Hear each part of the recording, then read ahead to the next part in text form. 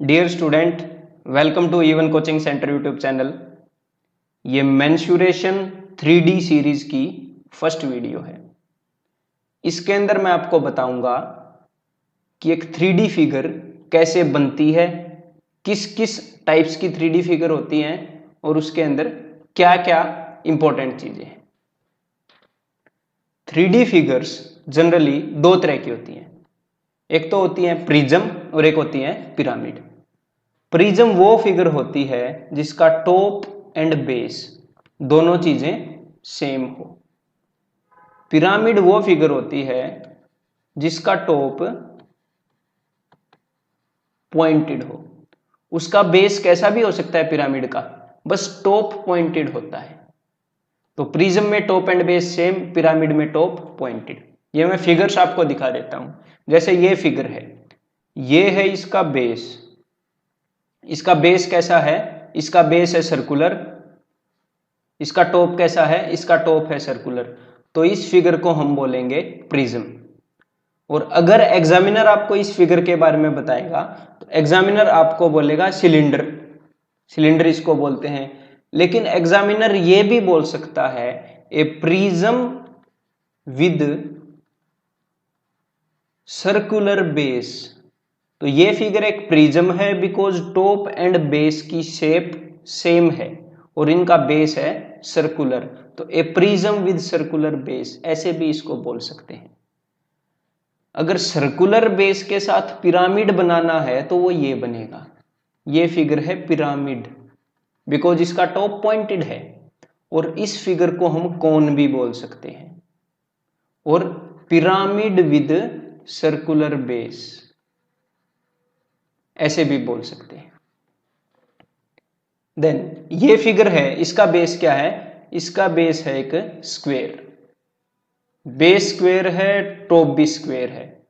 तो इसको आप क्यूब भी बोल सकते हो, या जनरली अगर लेंथ ब्रेड्थ एंड हाइट अलग हो तो क्यूबॉइड भी बोल सकते हैं।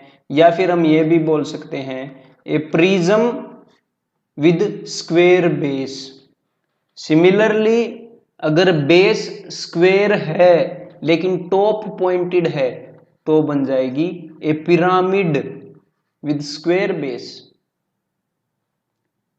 यहां पर बेस क्या है? बेस है एक ट्रायंगल, ये वाला triangle A B C. Top क्या है? एक और ट्रायंगल। तो बेस भी ट्रायंगुलर, टॉप भी ट्रायंगुलर। तो बेस एंड टॉप सेम है तो क्या बन गया? प्रिज्म। लेकिन यहां पर देखो, बेस क्या है? बेस है एक ट्रायंगल ये वाला, लेकिन टॉप क्या है? टॉप है पॉइंटेड। तो ये क्या बन गया? पिरामिड। तो this is a pyramid with triangular base. कभी कभी एग्जामिनर इस फिगर का नाम टेट्राहेड्रॉन भी लेगा। अब टेट्राहेड्रॉन क्यों लेगा? बिकॉज टेट्रा का मतलब है 4 और इस फिगर के 4 फेसिस हैं। कौन कौन से फेसिस हैं वो मैं गिना देता हूं। एक तो ये राइट वाला नंबर 1, और एक ये जो दिख रहा है नंबर 2, और एक ये पीछे वाला फेस जो आपको दिखाई नहीं देगा नंबर 3, और एक ये नीचे वाला फेस नंबर 4। तो इसके 4 फेसिस हैं, दैट्स वाई इसको टेट्राहेड्रॉन भी बोल सकते हैं। तो ये हैं डिफरेंट टाइप्स की फिगर्स। नाउ अब हम करेंगे making of A 3D figure. एक 3D फिगर बनती कैसे है? अगर आपको यह समझ में आ गया कि 3D फिगर बनती कैसी है तो जिंदगी भर आप ये फॉर्मूलाज नहीं भूल सकते, एक बार अच्छे से समझ के। तो स्टार्ट करते हैं हम क्यूबॉइड से। ये जो फिगर है इसको क्यूबॉइड बोलते हैं और इसको पैरेललोपाइप्ड भी बोलते हैं। एग्जाम्स में कभी कभी पैरेललोपाइप्ड वर्ड का यूज भी हुआ है। तो सबसे पहले आपको पता होना चाहिए कि भाई वॉल्यूम होता क्या है। वॉल्यूम का मतलब है कंटेंट कितना है। मान लो ये जो क्यूबॉइड है ये एक डस्टर है। आपने लकड़ी का डस्टर मेरे ख्याल देखा होगा। तो मान लो ये एक लकड़ी का डस्टर है। तो एक लकड़ी के डस्टर का कितना वॉल्यूम है, लकड़ी के डस्टर का कितना वॉल्यूम है, ये चीज रिप्रेजेंट करती है कि उसके अंदर लकड़ी कितनी है, मतलब उसके अंदर कंटेंट कितना है।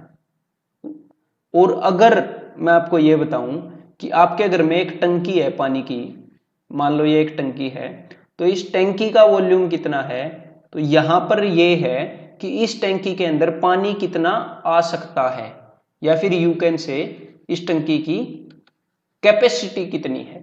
तो वॉल्यूम रिप्रेजेंट करता है, अगर वो चीज सॉलिड हो, जैसे डस्टर अंदर से भरा हुआ था, अगर वो चीज सॉलिड हो तो वॉल्यूम रिप्रेजेंट करता है कि उसके अंदर कंटेंट कितना है, अगर खाली हो तो कंटेंट कितना आ सकता है। तो जनरली या तो कंटेंट को रिप्रेजेंट करेगा, कितनी चीज है या कितनी आ सकती है, उसकी कैपेसिटी को रिप्रेजेंट करेगा वॉल्यूम। तो वॉल्यूम, अगर आप जिस रूम में बैठे हो उस रूम का वॉल्यूम मैं बोलूं तो उस रूम का वॉल्यूम होगा कि उस रूम के अंदर कितनी हवा है, उसके अंदर कितनी एयर आ सकती है, अगर उस सारे रूम को खाली कर दें तो सारी चीजों से, तो वो उस रूम का वॉल्यूम होगा। तो वॉल्यूम से मेरे ख्याल समझ गए होंगे कि ये वाली चीज, इसके अंदर सारी कितनी चीज है, ये रिप्रेजेंट करती है वॉल्यूम को। तो वॉल्यूम को समझते हैं। मान लो मेरे पास एक पेपर की शीट है ये, तो ये शीट कैसी है, ये शीट है रेक्टेंगुलर। इस शीट के ऊपर मैंने एक और शीट रख दी। इस शीट की जो फर्स्ट शीट थी, इसकी आपको कुछ मोटाई दिख रही होगी, लेकिन ये जस्ट मैंने इजी करने के लिए मोटी रखी है। आप खुद अज्यूम करो कि ये पेपर की शीट है और ये बिल्कुल पतली सी है, इसकी मोटाई नहीं है।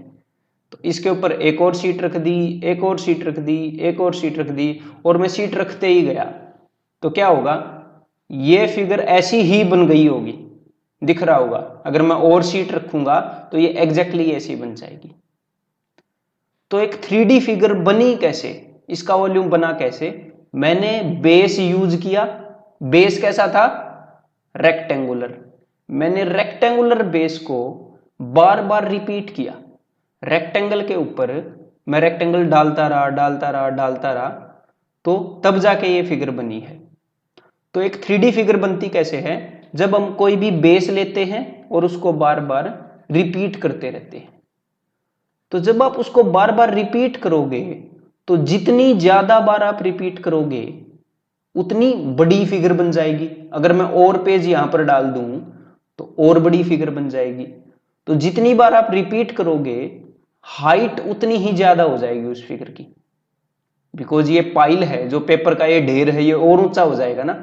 तो जनरली 3D फिगर का वॉल्यूम क्या हो गया कि कितना बड़ा बेस यूज किया और कितनी बार यूज किया, या फिर आप क्या बोल सकते हो, कितनी हाइट तक यूज किया। तो किसी भी 3D प्रिज्म का वॉल्यूम क्या होगा, that is equal to area of base into height.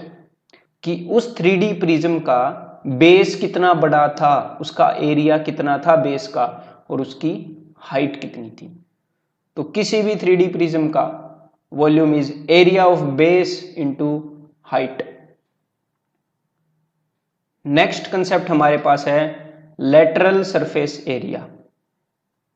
Lateral का मतलब है कि जस्ट चारों तरफ का,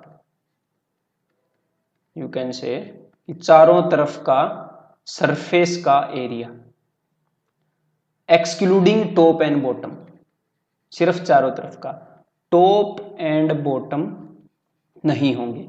तो यहां पर जो मैंने फिगर दिखाई है, आप जिस कमरे में बैठे हो वो अगर रेक्टेंगुलर होगा, अगर मैं उसके फर्श को हटा दूं और उसकी छत को हटा दूं तो ऐसा ही बन जाएगा, सिर्फ दीवारें रह जाएंगी। तो सिर्फ दीवारों के एरिया को बोलते हैं लेटरल सरफेस एरिया। और एग्जाम में कभी कभी ये भी यूज होता है, एरिया ऑफ 4 वॉल्स। और अगर आपकी फिगर कर्व्ड है ऐसे, अगर सिलेंडर है, तो लेटरल सरफेस एरिया की जगह यूज हो जाएगा कर्व्ड सरफेस एरिया। एक ही बात है, lateral surface area and curved surface area एक ही बात है। तो कर्व्ड सरफेस एरिया कैसे बनता है ये देखते हैं।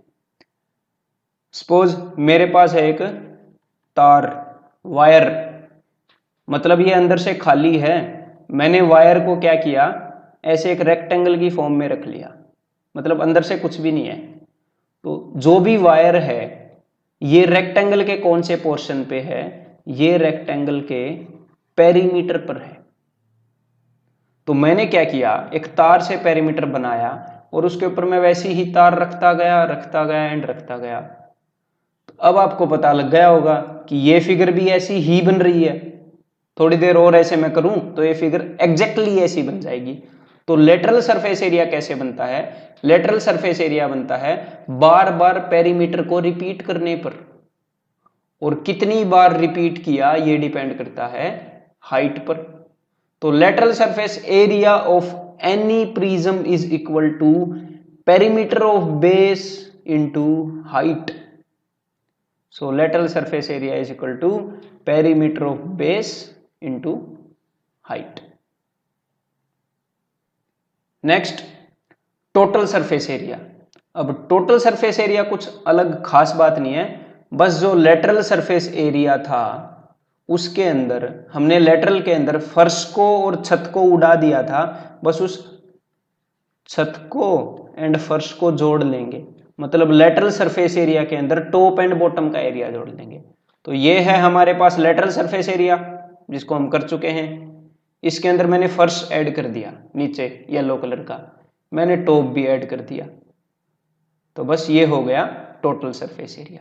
तो total surface area is equal to lateral surface area plus area of top and bottom. Cuboid के अंदर एक और कंसेप्ट है, दैट इज डायगोनल। बाकी फिगर्स के अंदर नहीं है ये, सिलेंडर वगैरह के अंदर, क्यूबॉइड और क्यूब में है, तो ये भी समझ लेते हैं। तो सबसे पहले इसको आप एक कमरा अज्यूम करो, ये जो फिगर है कि एक कमरा है। तो ये जो लाल लाइन है ये आपको लगेगा कि फर्श के ऊपर लेटी हुई है। So let me name them first.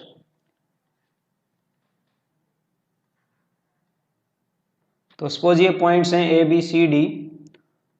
तो इस कमरे के अंदर बिकॉज मैं मानूंगा कि ये रेक्टेंगुलर कमरा है नॉर्मल, तो ये एंगल होगा राइट एंगल, और ये है लेंथ, ये है ब्रेड्थ एंड ये होगी हाइट। मतलब एडी क्या है? एडी है हाइट। तो जो लाल लाइन है, लाल लाइन को देखो, लाल लाइन क्या है? 90 डिग्री के एंगल के सामने है। तो लाल लाइन क्या है? हाइपोटेन्यूज है। तो जस्ट पाइथागोरस थ्योरम लगा दो। जो लाल लाइन का लेंथ है वो होगा under root L square plus B square. Pythagoras theorem मैंने लगा दिया। Hypotenuse square is equal to base square plus perpendicular square.